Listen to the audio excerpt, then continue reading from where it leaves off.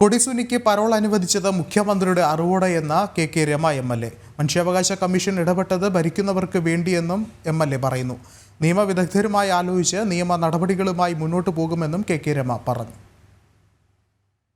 നിയമവിദഗ്ധരുമായിട്ട് ആലോചിച്ച് ചെയ്യും. കാരണം ബഹുമാനപ്പെട്ട ഹൈക്കോടതിയുടെ വളരെ കൃത്യമായ ഉത്തരവ് ഇതിനകത്തുണ്ട്.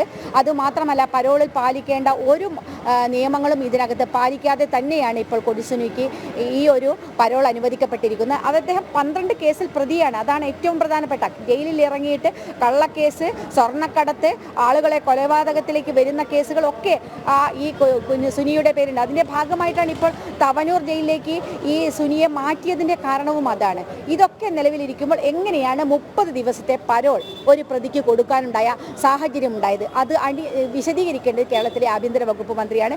ജയിൽ DGP ഇതിന് മറുപടി പറഞ്ഞേ മതിയാവുള്ളൂ.